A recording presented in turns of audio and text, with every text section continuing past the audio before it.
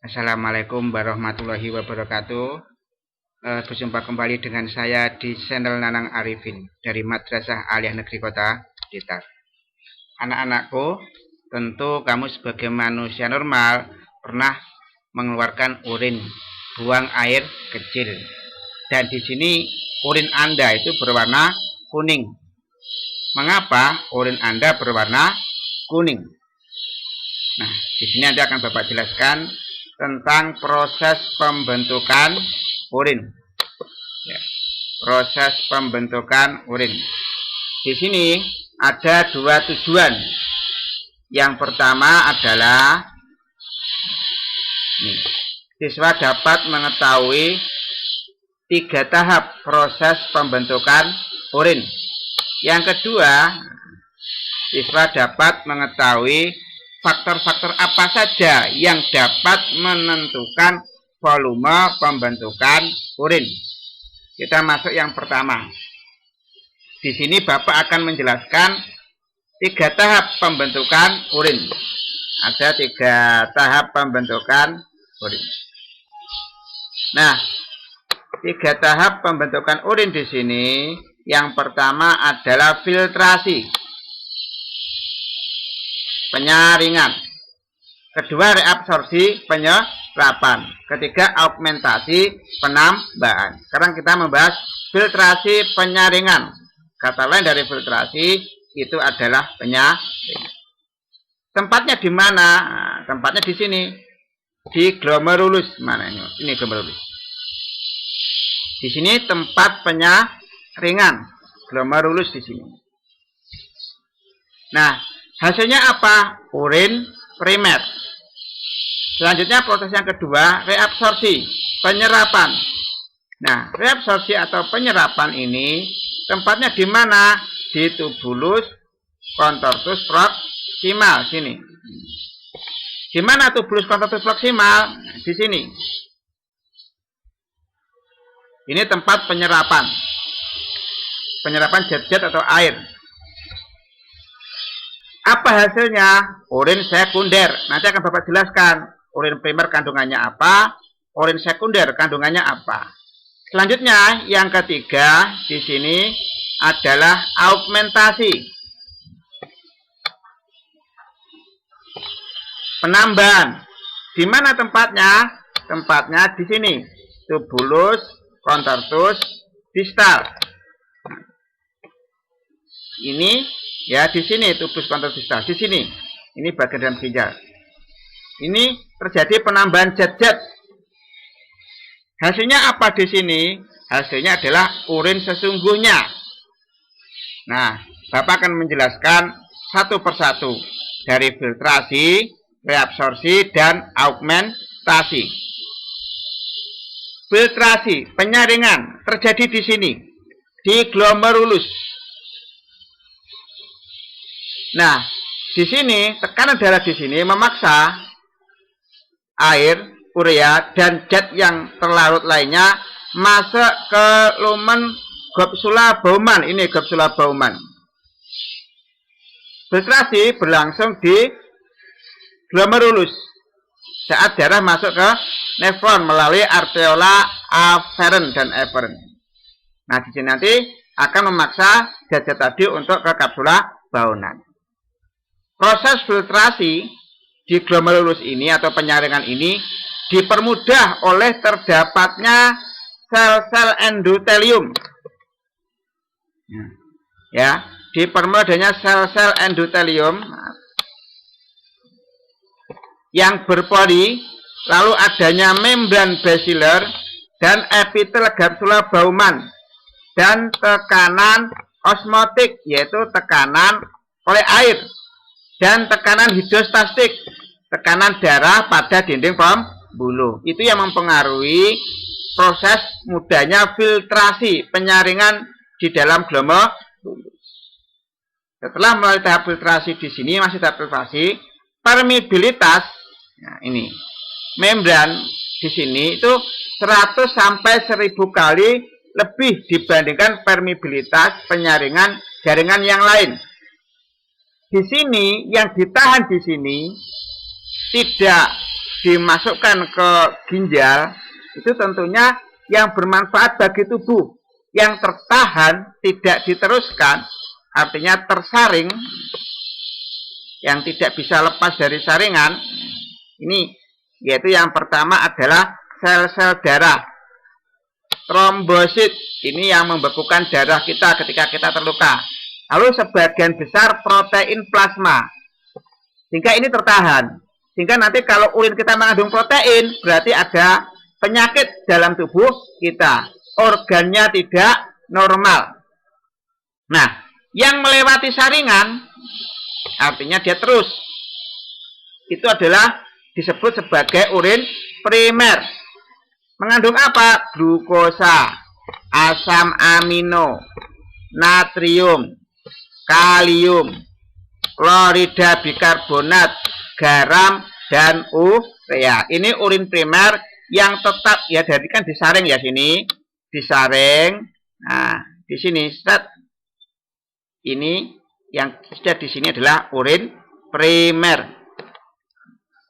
Ini urin primer di sini. Selanjutnya, setelah tahap filtrasi, penyaringan, masuk tahap reabsorpsi atau penyerapan. Tahap reabsorpsi atau penyerapan terjadi di mana? Di tubulus contortus proximal. Ini tubulus contortus proximal. Di sini terjadi 3 tahap: reabsorpsi air, reabsorpsi zat tertentu, dan reabsorpsi zat yang penting bagi tubuh. Reabsorpsi air pada keadaan normal di sini sekitar 99% air diserap. Ya, diserap oleh tubuh kita, tidak dikeluarkan. Sehingga kalau urinnya jumlahnya banyak, itu kemungkinan ada masalah di dalam ginjal kita. Reabsorpsi zat tertentu itu terjadi secara transport aktif, perjalanan zat menggunakan energi. Dan difusi. Difusi itu perpindahan molekul zat dari konsentrasi tinggi ke konsentrasi rendah. Itu mengapa terjadi? Karena perbedaan konsentrasi antara ion di luar tubulus dan di dalam tubulus. Lalu yang ketiga adalah reabsorpsi, penyerapan zat yang penting bagi tubuh. Reabsorpsi yang ketiga adalah ini, reabsorpsi zat yang penting bagi tubuh. Ini yang ketiga. Reabsorpsi zat yang penting bagi tubuh yang diserap di dalam ini, tubulus contortus proximal ini adalah asam amino, bahan pengganti sel yang rusak. Glukosa, kalau asam amino berfungsi untuk pengganti sel yang rusak. Glukosa, asam asetat itu sebagai sumber energi dan vitamin. Diserap oleh apa? Diserap oleh tubulus contortus proximal. Nah, sehingga ketika di lengkung Henle ini ya, lengkung Henle ini ya, ini sudah tidak ada lagi, sehingga adalah urin sekunder. Sehingga ketika di sini hasilnya dari ini ada urin sekunder. Isinya apa? Isinya ya air, garam, urea. Urea ini yang menimbulkan bau pada urin, urobilin, yang memberi warna kuning pada urin kita. Berarti di sini nanti di lengkung Henle ini sudah urin sekunder.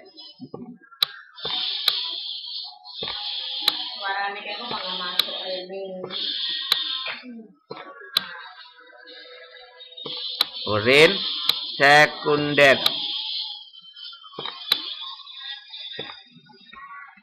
Dapat lanjutkan. Tahap yang ketiga adalah augmentasi atau penambahan. Penambahan zat-zat. Terjadi di mana? Terjadi di sini. Di tubulus contortus distal.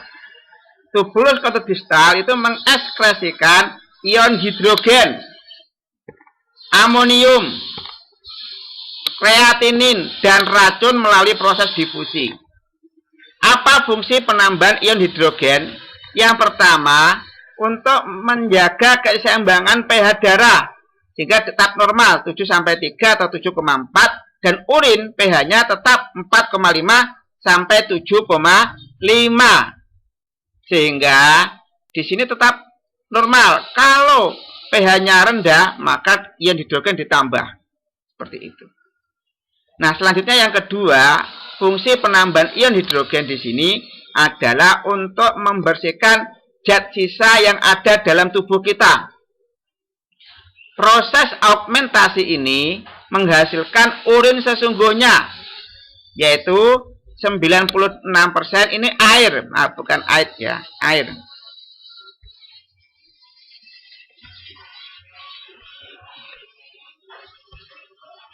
Ya, 96% itu adalah air.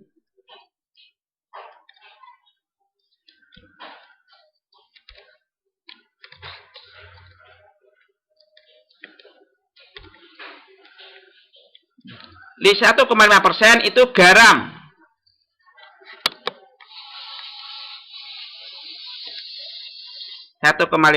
itu garam. 2,5% urea dan sisa substansi zat warna empedu dari hati yang menyebabkan urin kita berwarna kuning.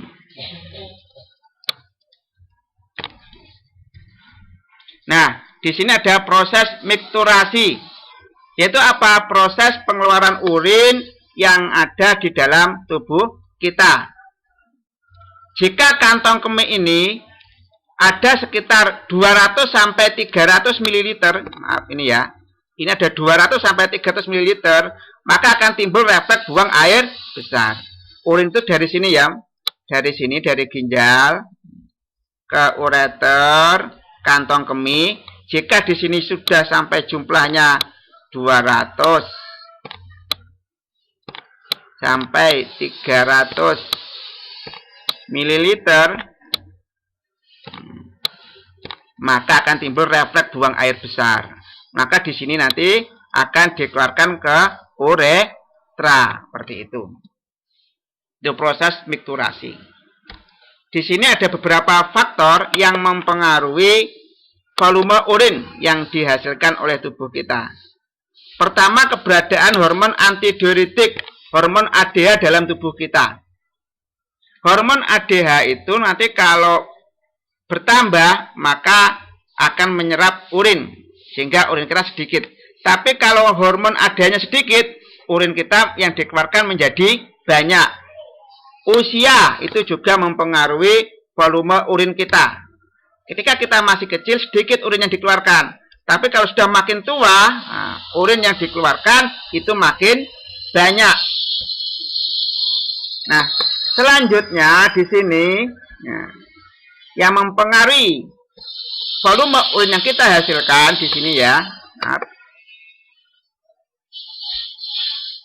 Gaya hidup, orang banyak minum alkohol, maka banyak mengeluarkan urin. Aktivitas, kondisi kesehatan, orang kena diabetes kering, maka di situ akan dia menyebabkan mengeluarkan banyak urin. Psikologis, orang stres maka banyak mengeluarkan urin.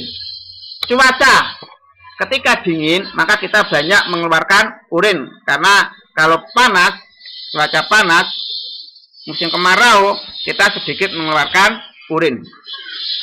Selanjutnya yang mempengaruhi volume urin adalah jumlah air yang diminum.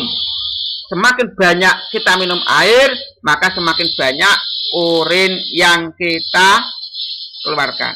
Ini materi hari ini, ya, bisa dilihat volume urin yang normal berdasarkan usia, berapa milimeter per hari. Nah, mari kita tutup pertemuan kali ini dengan bacaan doa akhir majelis. Subhanakallahumma wa bihamdika asyhadu alla ilaha illa anta astaghfiruka wa atubu ilaik. Sak bejo-bejone wong kang lali, isih bejo wong kang eling lan waspada. Wallahu muwaffiq ila aqwamit thoriq. Wassalamualaikum warahmatullahi wabarakatuh.